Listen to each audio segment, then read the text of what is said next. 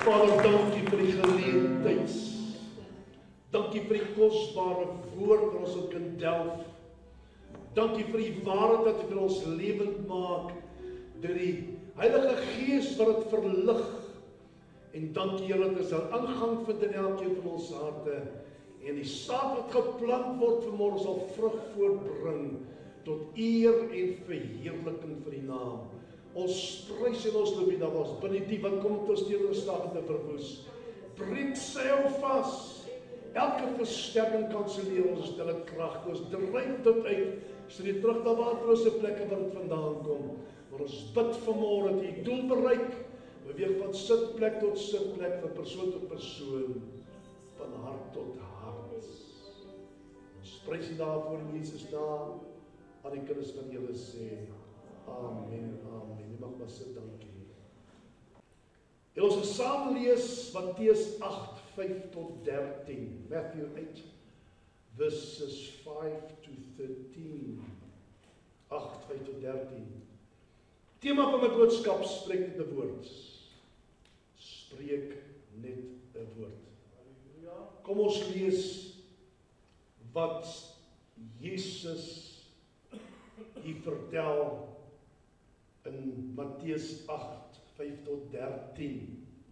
Alles eintlik ons sien van ander Bybels wie ek ook is alles met 'n rooi onderstreep. Dit is vir my so mooi waar Jesus praat, alles met 'n rooi onderstreep. Hy sê nadat Jesus in Kapernaum ingegaan het, kom daar 'n hoofman honderd na hom toe en smeek hom en sê: Here, my knegt lê tuis verlam en hy ly ewig pyne. Daarom sê Jesus vir hom: ek sal kom en hom gesond maak.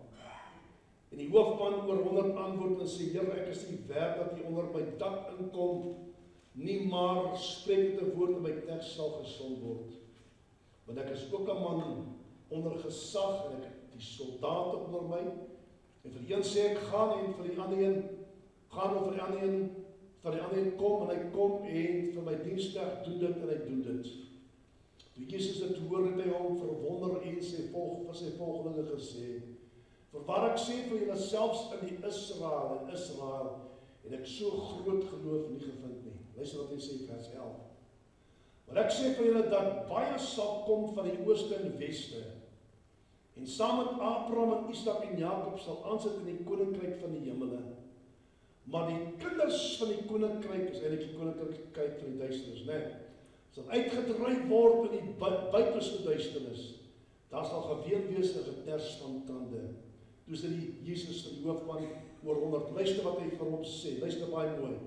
Hy sê: gaan en laat dit vir jou wees soos jy geglo het.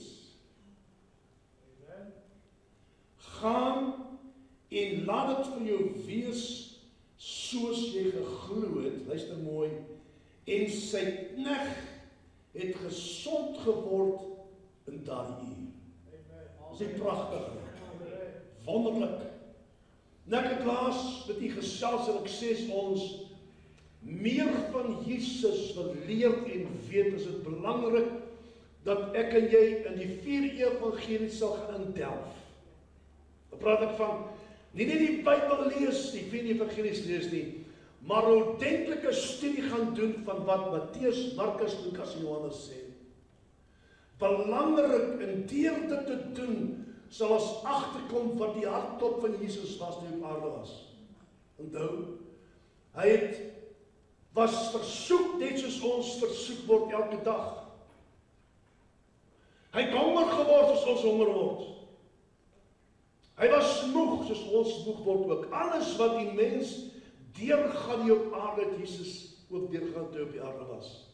Hy was mens, maar tog was hy God. Verstaan? Maar as mens was hy gebruik deur die Heilige Gees om uit te reik na God se volk heel eerste en daarna uit te reik na die heidene toe.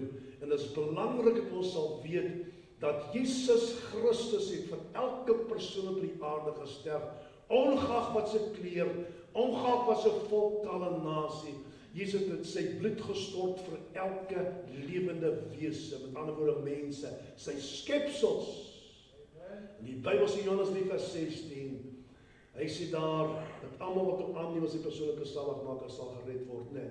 Anders ons bely met ons mond, Romeine 10 vers 9, dat Jesus die Here is, 10 vers 10, en glo dat God hom in die dood opgewerk het, sal ons gered word. Dis wat die woord sê. So belangrik dat ons sal delf in die 4 evangelies en sien wat die Here daar sê.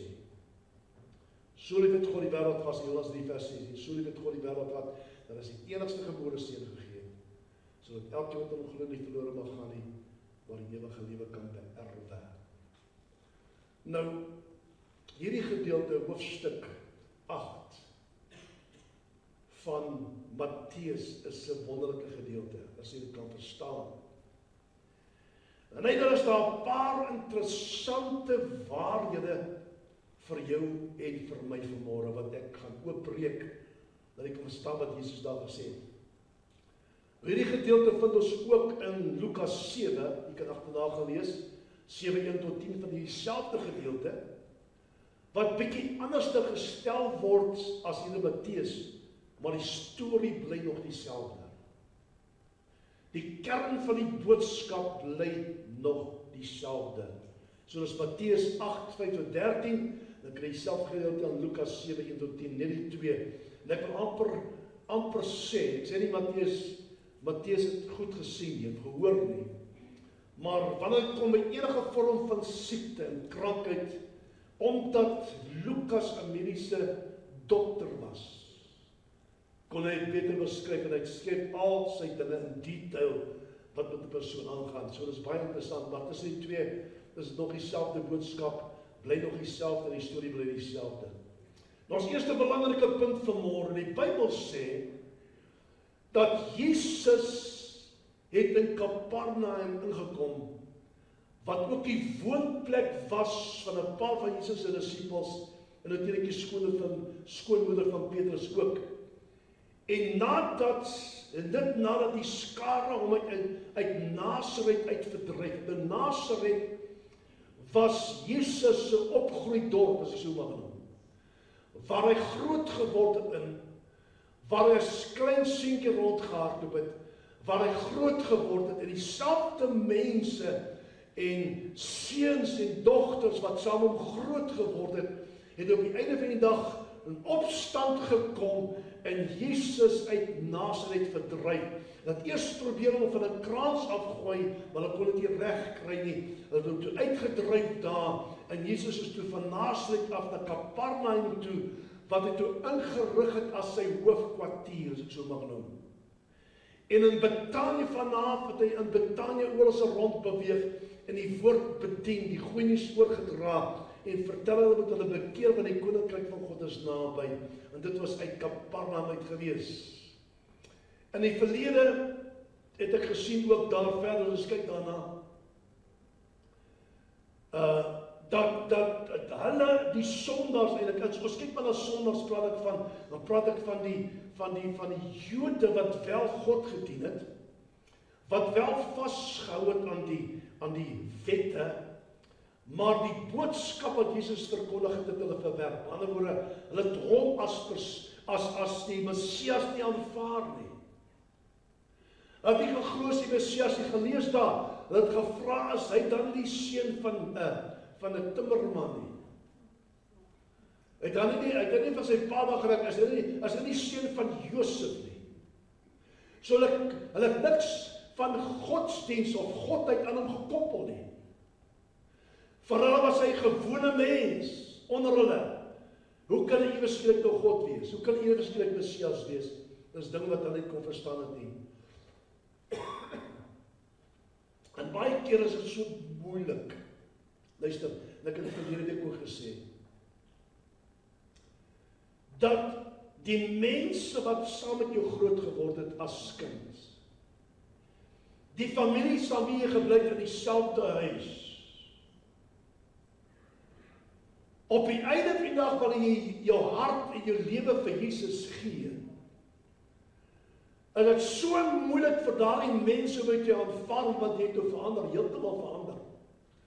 Want tot bekering te kom beteken is 'n metanoia, 'n omdraai van die dinge wat jy deel geneem het, jy word 'n nuwe skepsel. En baie keer kry jy die grootste weerstand van jou familie af. Hulle glo nie dat Jesus jou kon verander nie. Hulle glo dit nie. En dis presies dieselfde wat nie gebeur het. Hulle kan nie glo, kon nie glo dat Jesus die Messias is nie. Hy het saam met hulle gespeel. Hy het saam met sy pa gewerk in die werkswinkel. Hoe is dit moontlik dat Jesus nou die Messias is? Vir hulle was ons dan beter in die wêreld as vriende vir hulle. Dis wat pastoor vanmôre sê. As 'n vriend vandag wat nou buite die wêreld is. Kom nou mense. Wie almal sê ouch. Toe jy nog gedrink het en sonde gedoen het buite die wêreld. Hoeveel vriende het jy gehad? Baie. Wat jy deurdrempel deur getrap het om te kom kuier. En die dag toe jy lewe aan Jesus gee en sê Here verander my lewe, doen iets nuuts in my binneste. Toe verloor jy al daai mense. Hulle ken jou nie meer nie. Maar weet jy wat, ek het meer teruggekry as wat ek gehad het. Nie dat ek my ou vriende verwerp het en my familie verwerp het nie. Maar wat ek het vandag, Jesus Christus in my lewe, hy is my vriend. Hy is die redder van my siel. Hy is my groot geneesheer, hy is my verlosser. Hy is my beskermer, hy is my voorsiener. Hy is my eerste liefde. Hy is my alles. Ek kan sonder hom niks doen nie. Ek wil sonder hom niks doen nie. Ek het meer vandag, maak nie saak rykdom of wat nie, ek het meer vandag, ek is 'n geestelike miljonair in hom. Ek het meer want hy is my voorsien, hy sorg vir my, hy kyk agter my, hy beskerm my. En die groot belangrike ding vanmôre wat ons almal moet weet van hy sit, hy is die redder van ons siele. Luister, het vir ons beter teruggegee. Tweede punt wat ek wil oor praat vanmôre is die gedeelte wat sê die Bybel sê hoofman oor 100 het na Jesus toe gekom. Nou in Lukas lees ons die volgende. As jy toe hy van Jesus hoor, luister my so mooi toe, hy, hierdie hoofman oor 100 van Jesus hoor, mense, dis jou werk en my werk om ander mense te oortuig en hulle te vertel van Jesus Christus. Is ons werk om die saadjie in daai mense se harte te plant, ongeag wie dit is. Solank hulle van Jesus hoor, en jy vertel hulle dit wat Jesus vir my gedoen het, kan maar Jesus ook vir julle doen. En jy los daar die saad, die Bybel sê dit duidelik, ek staan op, iemand sal kom om dit nat te maak, en die Here sal dit laat groei. Ek moet my deel doen. Ergens het jy van Jesus gehoor. Net in die begin van Jesus se bediening, gaan kyk wat gebeur net direk na die bergpredikasie, gaan Jesus in die woestyn in, word versoek, direk erna. Kom hy terug, en die Bybel sê, hy is vol van Heilige Gees toe hy terugkom. Ergens op die pad, jy kan gelees, as jy studie gemaak, hoeveel wonderwerke het plaasgevind in Kapernaum, jy gesien, hoeveel wonderwerke het plaasgevind? Heel wat. En hierdie hoof van 100 het gehoor dit wat Jesus doen. Onthou nou mooi, hy was ook 'n man van gesag, hè. Hy het gehoor dit wat Jesus doen, en dit was genoeg vir hom gewees. Hy het niks gesien nie. Hy het niks aanskou nie, hy was nie ooggetuie van dit nie, maar hy het gehoor dit wat Jesus Christus gedoen, en dit was genoeg vir hom. Hy was hoor van die wonderwerke, en dat Jesus die wonderwerker is. Dit beteken, hierdie hoof van die 100 beteken as 'n Romeinse soldaat, of 'n offisier van die Romeinse leer, wat 'n beheer was van 100 soldate. Met ander woorde, hy het 100 soldate onder hom gehad. Nou interessant, wil ek dit lees, nee. Dat hulle sê dat offisiere. Was nie sommer net gevat en in daai pos geplaas nie. Ek gaan lees daarna. Hulle is onder streng keer was hulle gewees, ja, hulle keurings hulle gedoen het. Hulle dopgehou hoe hulle wel gewerk as soldaat, was hulle gehoorsaam aan al die dinge. En hulle was eintlik, soos ons altyd sê, handpicked, was hulle handpicked en was hulle in daai posisie geplaas. Wat my getref het, regtig my hart getref het, dat die oomblik wat jy aansluit by die Romeinse leer, mag jy nie trou nie.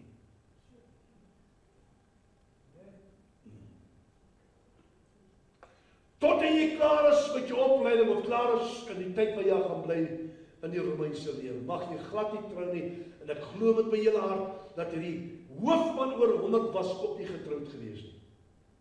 Jy moes sonder 'n vrou bly, jy kon nie getrou nie, en jy moes daar aangaan tot jy klaar is met jou tydperk in die weerwag. En is moontlik dat hy ook dan nie getrouwd was nie. En Matteus was wel bekend met hulle leerstyl, gepraat van die Romeine nou, né? Omdat hy tollenaar was, en hy het geweet dat hulle gesoek het, en hulle was belas deur die Romeine, en hulle was 'n sekere bedrag aan die Romeine gegee, en dan Jodelik 'n sekere bedrag, soos ons tiendes gee, moes hulle ook aan die tempelbelasting moes hulle betaal. So hulle was onder daai juk van druk om te gee. Jy moes van die Romeinse regering, moes jy jou geld gee. Jy weet hoe hulle betaal het daar nie. Ek het nie nageslaan om te kyk nie. En soos ek sê, Matteus was bekend en hy glo wat hy geskryf het. En hy het presies geweet wat aangaan. Nou in Lukas 7, sê dat die hoofman oor 100 het 'n Joodse ouderlinge na Jesus gestuur om met hom te praat, waar Matteus heeltemal aan sê, hy het met hom gepraat, die hoofman oor 100. En die hoofman smeek hom en hy sê, he pleads the case and let sorrow speaks. Dis wat hy sê, he pleads the case and let sorrow speaks. Hy kon smeek, Jesus gesmeek, en hom gesê, my knegt of diensknegt lê verlam. Hy lê ewig pyn. En Lukas lees dit, dat die diensknegt was ongesteld en het op sterwe gelê. Twee verskillende dinge, want Lukas het op sterwe gelê. The centurion does not put his request into words, but pleads the case and let sorrow speak. Weet jy, ons huishoudpastoor môre sê, baie keer loop jy sonder enige woord te sê, net in jou hart het jy daai gevoel, jy miskien 'n seer in jou hart, miskien 'n uitroep in jou binneste wat jy nie uiter in woorde nie. Glad nie uiter in woorde nie, maar die Here weet wat in jou hart is. Ek het jare terug, en ek wil vir voorbeeld gee, jare terug, ons in Japans was, en ek was my begeerte, my hartsbegeerte was, ek het na 'n plek gaan kyk wat hulle, ontskep het om na mense om te sien, weet arme mense en so aan, weesmensies en so aan. In my hart was daar 'n begeerte, dat ek ergens op opland in so 'n plek, en weet jy waar dat ek op, by Toevlugsoord 911. En ek het vir niemand gesê nie, net die begeerte in my hart het die Here raak gesien.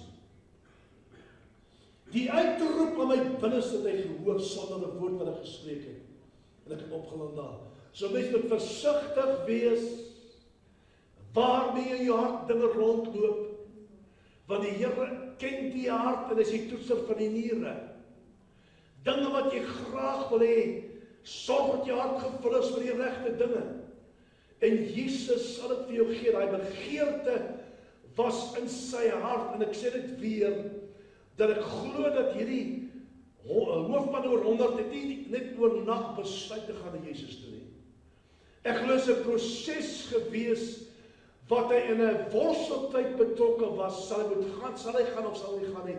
Want nommer 1 sal hy Jesus innooi, en Jesus kom in sy huis sit, sy Jesus onrein gewees het, volgens Joodse wet. Jy kan nie in 'n plek ingestap het. Dis hoekom jy so gekap het. Hoekom gaan jy nie saam die sondaars? Wat soek jy by die tollenaars? Hulle beskei jou as onrein as jy naby hulle kom. Dus kon hulle glad nie deur Samaria gegaan het, en het gaan nie eens deur die stad geloop nie. Maar as jy op daai gronde kom, as jy onrein volgens hulle wette. So hy, glo ek, was 'n persoon wat Godvreesend was in die hoof van die 100. Gaan nou vir jy wys hoekom ek so sê. Hy was 'n Godvreesende man. Hy het die wette geken van die Jode. Hy het geweet hulle opereer en hy het geweet wat se gebeur as Jesus onder sy dak instap.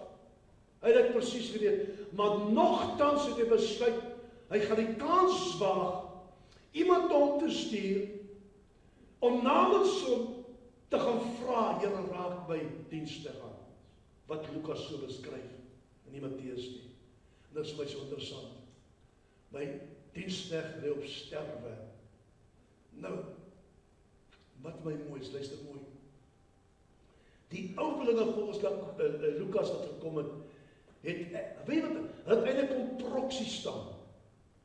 Die ouderlinge wat gekom het na Jesus toe om te kom vra vir die genesing vir die diensknegt van die hoof van die 100, het kom proksie staan vir die hoof van die 100. Anderwoorde, hulle kom intercede in ons taal vandag. Hulle kom intercede en kom smeek dat die Here asseblief sal omgee en sal uitreik om hierdie hoof van die 100 se dienste aan te raak. En wat my nog mooi is dat die hoof van oor 100 het weer proksie gestaan vir sy dienste voor die aangesig van die Here. Pleading his case. Pleading his case. Dit wys jou wat se verhouding daai mense daai tyd gehad het. Weet jy, daai mense het soveel gesag gehad. Ek praat van daai hoof van die 100, dat as sy slaaf iets verkeerd doen in sy diensknegt, het hy die gesag gehad wat aan hom toebedeel was om my persoon dood te maak. Sonder iets te vra, hy kon net dat doodgemaak het. Dis die gesag wat weer rondgeloop het. Maar die liefde wat ons het, waar kom die liefde vandaan? Die liefde kan net van God afkom. Waar kan 'n Romeinse soldaat met sulke liefde rondloop as die Here nou jou nie in die hande gekry het nie? So ergens was hy ook gegaan het na die sinagoges toe, weet nie, ergens was hy geluister na dinge, ergens was hy miskien ook die wette gelees het, niemand weet wat gebeur daar nie. Maar daai man se hart was gebrei deur die Heilige Gees. Hy was gereed gewees vir die saak. Hy was gereed gewees om 'n lewe te gee aan Jesus. En wat daar gebeur is my so pragtig, toe hy daardie mense stuur namens ons Here, hy vra dat asseblief sy diensknegt se kom aanraak. Luister wat hulle vir hom sê. Jesus sê, hulle staan namens hom in pleit, in die opening staan hulle in pleit, en hy sê, Jesus, hierdie hoof van oor 100 is dit werd, dat hy hom sal help. Luister mooi, want hy is vir ons volk, luister mooi wat hy sê, vir ons volk lief. Hy is nie vir my, hy is vir ons volk lief. En hy selfs vir ons 'n sinagoge gebou. Kom nou. 'n Romein wat die Jode geveg het. Romeinse bloed in sy are. Wat lief geword het vir God se volk. Wat so ver gegaan het om 'n kerk te bou, as ek die woord kan gebruik, vir die Jode om te aanbid. Maar hy was betrokke gewees op baie dinge.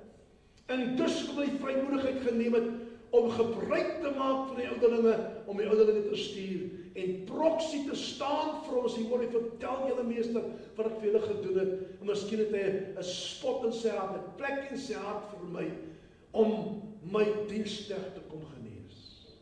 Mense. Die Here moet ons help. Die liefde is iets anderster. Ek luister 'n paar getuienis laas week voordat van mense wat vertel, weet jy wat hy mense van liefde? Liefde het hulle verander. Een persoon vertel, ek dink sy saak ons miskien het gesien, waar 'n vrou agtergekom het by RS gaan benede op 'n radiostasie. Ek dink ja, ons het gesien saam met jou. Sy kom staan agter hom sonder woord as hy het mense gehaat. As sy vrou slat haar om, sy hou hom vas aan die liefde wat hy vrouens uitstraal na hom tot sy hele lewe verander. Liefde verander alles. Nie woorde nie, liefde. Liefde verander. Liefde verander, mense liefde verander. As jy liefde soek, sy liefde. En die Here sal vir jou groot werk doen. So hy het gesê, hy is lief vir ons volk, en sal ons sinagoge gebou. Derdens, en die hoofman oor 100 sê, Here, moet nie moeite, luister wat hy sê, moet nie moeite doen nie. Lord, do not trouble yourself further, for I am not worthy for you to come under my roof. Therefore, I did not even consider myself worthy to come to you. Mattheus, Here, ek is nie werd dat jy onder my dak inkom nie. Dis sy woorde. En dan sê die volgende, wat my diep getref het. Hy sê, spreek net 'n woord. Niks meer nie. Spreek net 'n woord. En luister wat hy sê. En my knegt, nie miskien nie, sal gesond word. En Lukas lees ons, sê dit maar in 'n woord, en my knegt sal gesond word. Hy het geweet, dat die woorde van Jesus dra krag.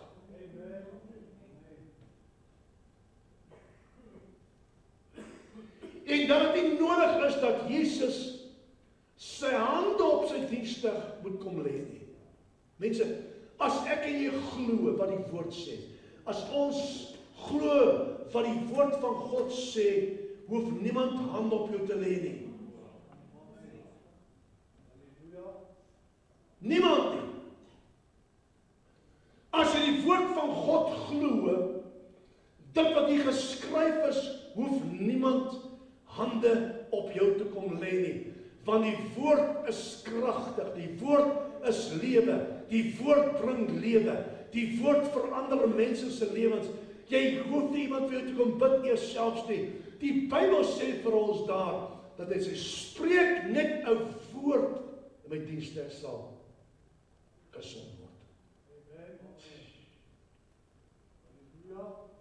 Mens, dom. Jy moet iets leer, is nie so my wat my gevang het, gaan vir nou wys daar. Spreek met 'n woord, Here. Hy spreek met 'n woord.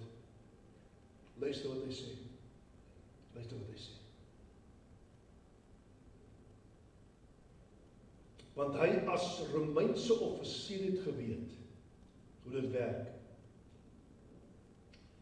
En hy sê die volgende vir Jesus. Luister nou wat hy sê. Hy sê, want ek is ook 'n man wat in gesag onderworpe is.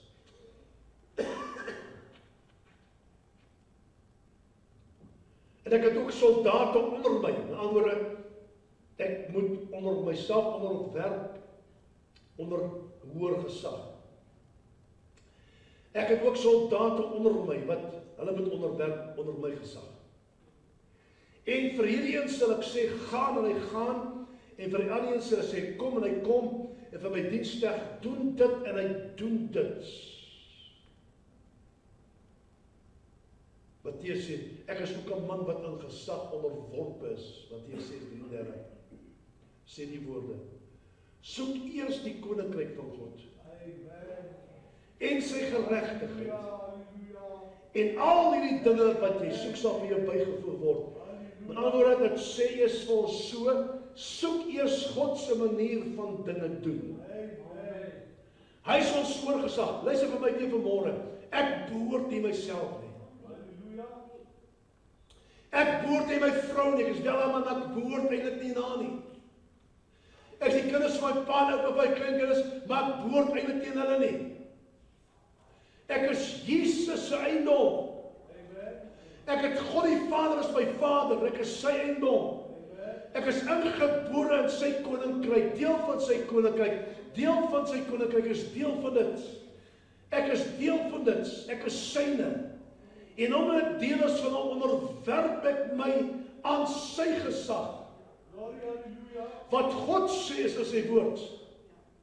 En wat sy woord sê, is by God. Die twee kan jy wegvat van mekaar nie. Al twee is dieselfde. Wat ons lees in sy woorde is die Here. Wat ons hier lees is hy. Ons kan die twee nie skei nie. En daarom is ek en jy God se eiendom. Met ander woorde, ons is onder hoër gesag. Ons moet gehoorsaam wees aan sy stem. Luister mooi. Wat sê hy? Hy sê, ek sê soldate om my ander woorde onderwerp aan my, want as ek vir die een sê gaan, dan gaan hy, en vir die ander een kom, dan kom hy, en vir my diensknegt doen dit, dan doen hy dit. Met ander woorde, hulle doen wat hy sê, luister mooi, sonder om vraag te vra. Dit sê iets. Ons het 110 vrae wat ons kom by die woord. Hoe kon ek dit doen? Ek kan sekere dinge doen wat ek graag wil doen, wat ek dink wat by my pas. Maar die ander dinge wat die Here vir my sê om te doen, wil ek nie doen. Ek eers vra om te vra, hoekom ek dit doen? Die hoekoms en die waaroms, hoekom ek dit doen? Waarom wil ek dit doen? En in daardie tyd kon daai soldate nie hulle mond oopgemaak het nie. Sy het gesê, spring op 6 voet, of wat ook al, spring 7 maal, moet hulle doen. Hulle het nie gewaag om 'n vraag te vra nie, want hulle was hulle onderwerp aan 'n hoër gesag. Ons moet ons onderwerp aan ons hoër gesag. Wat die woord sê, verwag die Here vir ons om dit te doen. Ons moet gehoorsaam word aan die woord van die Here. Ons moet daders van die woord word, anders sal ons nergens kom nie. As ons nie gehoorsaam is nie, sal ons nergens kom nie. Gehoorsaamheid is beter dan 'n offerande in die Bybel. Ons moet doen sonder om vrae te vra. Ons bevraagteken die woord van die Here Bybel. Die Bybel sê in Jesaja 55 dat die woord sal nie leeg terug nie. God se woord sal nooit leeg keer nie, maar doen wat hy behaag, en dit sal voorspoedig wees waartoe ek dit stuur.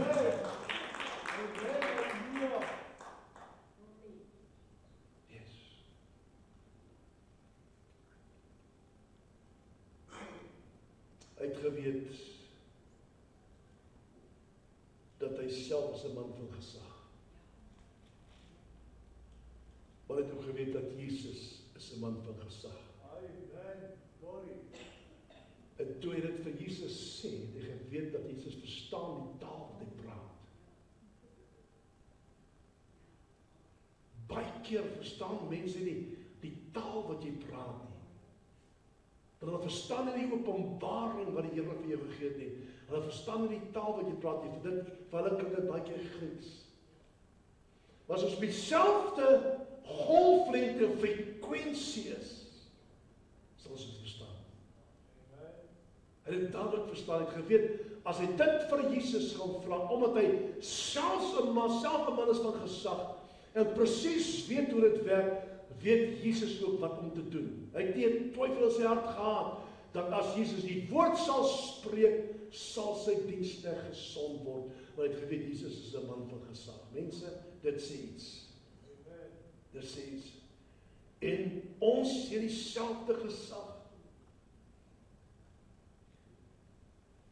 En met God se woord wat lewe is, en lewe bring, het ek en jy dinamiet op ons tong. Kan ek weer sê, het ek en jy dinamiet op ons tonge. Wat sê die Bybel? Hy sê, daar's lewe en dood in die mag van die tong. Lewe en dood in die mag van die tong. So jou tong is een wat die woorde spreek. Sê ons het dinamiet op ons tonge. Ons kan lewe spreek oor dooie dinge. Ons kan lewe spreek oor hulle wat siek en krank is. Luister vir so. Ons kan lewe spreek oor hulle wat vasgevang en gebind is. Ons kan lewe spreek oor my situasies. Ek kan lewe spreek oor my familie en gesin. Ons het die gesag en autoriteit om dit te doen. Die Bybel sê dit vir ons. En dit wat die woord sê van God is ja en amen. Ek het hy gesag om dit te doen. Niemand kan my keer om lewe uit te spreek oor my kinders, my vrou, my kinders, my kleinkinders nie. Ek het die gesag en autoriteit om dit te doen. Hoor wat pastoor sê, en net so verwag die Here van ons, dat ons sal optree en dieselfde sal doen. Hy het ons sy gesag en autoriteit gegee.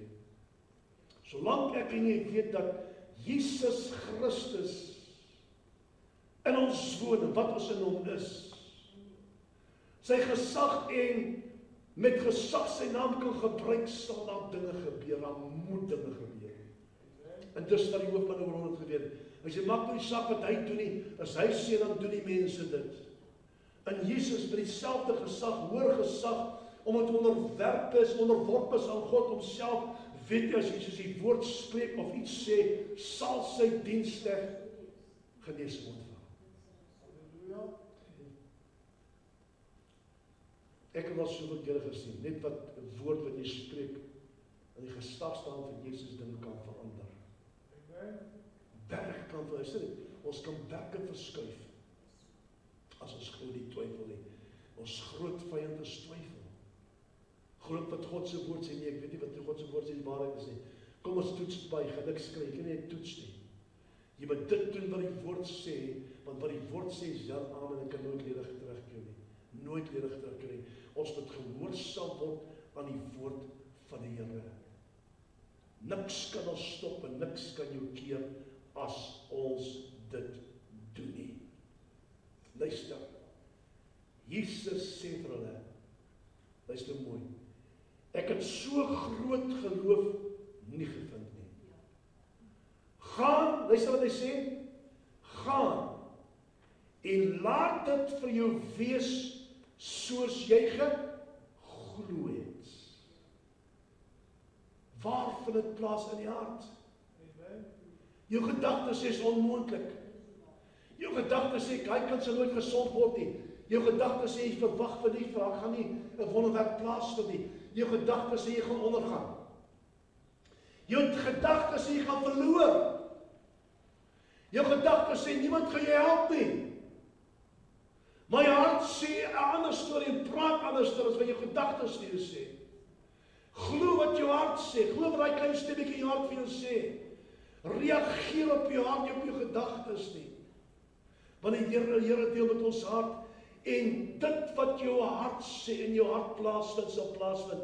En die Here sê vir hom dan duidelik,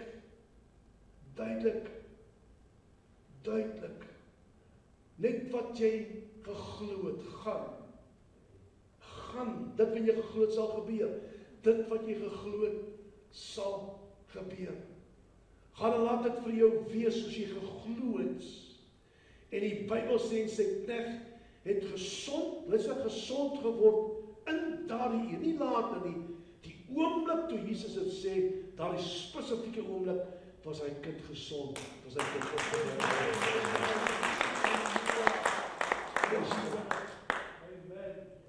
Luister. Yes. Luister. Ek gaan sluit.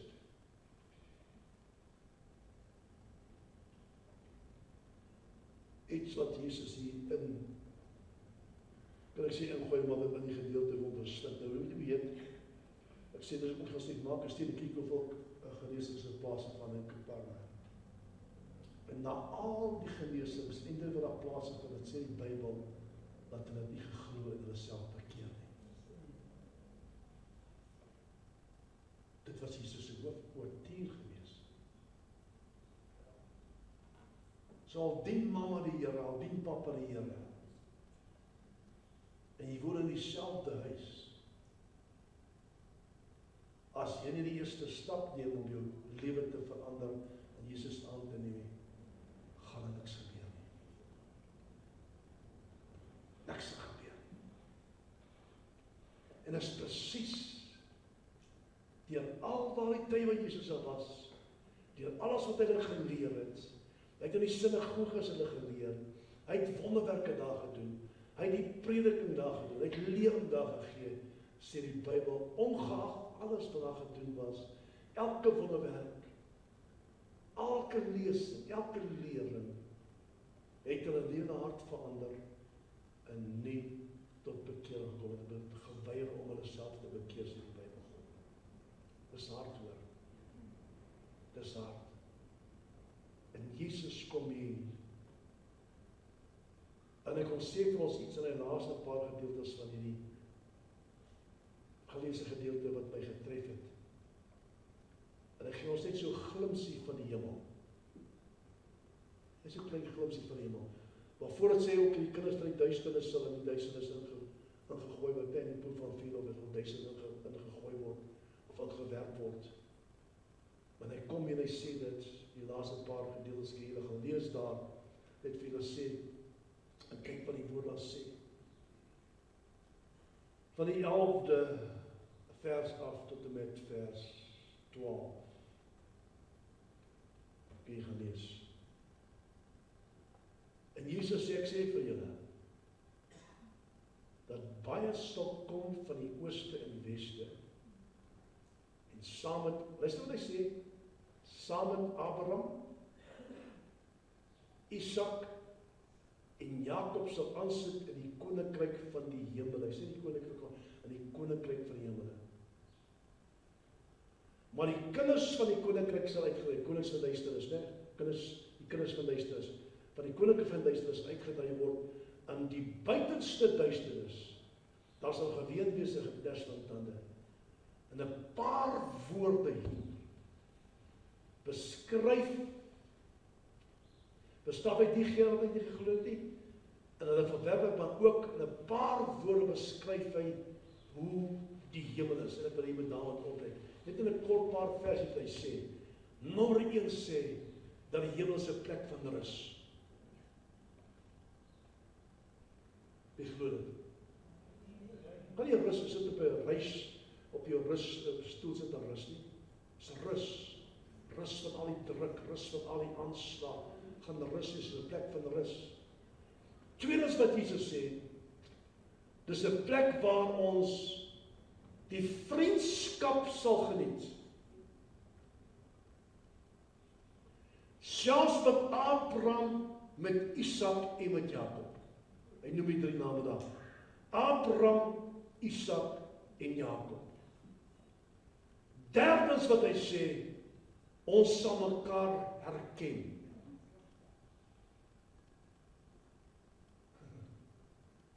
Dit sê iets hoor. Ek moet hier gaan ek oor praat. As jy nou 10 vroue gehad het, dan wie is jou vrou? Wat die probleem? Wat is die probleem as jy dan ook al 10 vroue gehad? Ek gaan praat nie keer as ek gepraat. Of sal ons mekaar herken? Ek gaan my familie sien daar. Ek gaan weet dis my ma. Ek gaan weet dis my boeties en my sissies. Ek gaan weet dis my vriende. Ons gaan mekaar herken. Daar sê Jesus dan, hy praat dan van Abraham, Isak en Jakob. Herken hulle, ons gaan hulle herken. Ons gaan ons eie familie herken. Verstaan? So ons gaan mekaar herken. Vierdens, dis 'n plek van baie mense. Hoekom sê pastoor so? Luister wat hy sê daar. Hy sê, maar ek sê vir julle dat baie sal kom van die ooste en van die weste. En saam met Abraham en Isak en Jakob sal hulle aansit in die koninkryk van die hemele. En die ooste en weste saam sal kom, dis ook sê, dis 'n plek van baie mense. Is wel 'n nou pad. 'n nou pad waar ons op gaan wandel, nou pad waar ons moet wandel, maar gaan 'n plek wees van baie mense. Vyftens, dis 'n plek van menigte nasies reg oor die wêreld, van die ooste tot die weste. En die 6de punt daar, dis 'n plek waarna baie sal kom. En as Jesus sê baie sal kom, dan sal daar baie kom. Wel 'n nou pad, maar ek glo dat voor die koms van die Here daar nog mense hulle lewens reg met. Op 'n ander woorde, en ons is 'n plek van rus. Tweedens is 'n plek van waar ons vriendskap sal geniet, selfs met Abraham, Isak en Jakob. Derdens ons sal mekaar herken. Vierdens 'n plek van baie mense. 5 is 'n plek van menigte nasies reg oor die wêreld, van die ooste tot by die weste. En dan die 6de plek, dis 'n plek waarna baie sal kom. En as Jesus sê baie, dan bedoel hy ook baie. Wil jy sê amen op die woord vanmôre? Kom ons staan as 'n dankie vir Jesus. Ons gaan saam bid. Vader, ons het nou geluister na die woord en as gemeente wil ons saamstem vanmôre. Daar's soveel mense wat vasgevang is in daai krankheid, liggaamlik dit niks kan doen nie. Wat deur daai pyn moet gaan elke dag. Wat uitroep vir 'n oplossing, uitroep vir genesing. Wat baie keer vra, waar is daar iemand net vir my kan bid of net 'n woord kan spreek? En julle is op vanmôre wil saamstem, vir al die mense is ook vermaak met so vrou vanmôre. U ken haar situasie. U weet die pyn wat sy moes deurgaan elke dag, Here. En net U alleen, niemand medisyne doen goeie ding, ons stem saam, maar Here, ons kom op 'n punt waar die medisyne niks meer kan doen nie, wat net U alleen kan uitreik om na die mense aan te raak en sy vrou aan te raak en haar op terug en te herstel. En ek wil vanmôre kom in die naam van Jesus Christus, die naam bo elke naam. Dit wat ons gehoor het, Here, ons staan onder gesag van ons God en Vader. Ons staan onder gesag van Jesus Christus. En ons het die gesag vanmôre wat U ons mee toebedeel het, dat wat ons sal bind op die aarde sal gebonde wees, wat ons nie verbied sal verbode wees, wat ons nie toelaat sal toegelaat word in Jesus naam. Niks kan dit keer nie. Dis woorde van gesag wat sal uitgaan in die werk doen, Here, in Jesus naam. Ons op vanmôre kom teen die werke afraai is, Here, alles wat daar mag wees in my liggaam. Here, wil ons vanmôre bestraf en vervloek en kanselleer en kragteloos stel. Ek sê vir die kranke gees, ek maak jou vas vanmôre. Ek breek jou vas en oor elke liggaam, elke siel, elke gedagte. Ek stel dit kragteloos, ek dryf jou uitgebind terug na waterlose plekke waar jy hoort in die naam van ons Here Jesus Christus. Here, ek bind daai pyniger. Ek vervloek sy werke. Ek gebied hom om te los in Jesus naam en te gaan in die naam van ons Here Jesus Christus. Want die Bybel sê daar reeds vir almal genesing gekom en so dank ons die Here dat deur die wonde daardie mense genees word vanmôre in Jesus naam. Ons maak hy woord los oor elke persoon. Ons maak dit los oor elke persoon vanmôre. Dat dit ingang sal vind dat daai woord logos sal word in hulle binnes. Nie logos die rema sal word, Here, en dat hulle dit sal vasvat en sal glo dit wat die woord sê, so sal dit wees in die naam van Jesus Christus. Die geskrewe woord wat nou lewend word in hulle binneste, wat hulle verlos van daardie gevangenskap en kranke gees hou vas. En ons dank U daarvoor. Niks is by my God onmoontlik nie. Ons weet dit. En Here, ons wil swaar op U leen vanmôre vir 'n wonderwerk. Vir 'n wonderwerk in ander mense se lewens. Dat Jesus Christus se naam daardeur verheerlik en geprys sal word.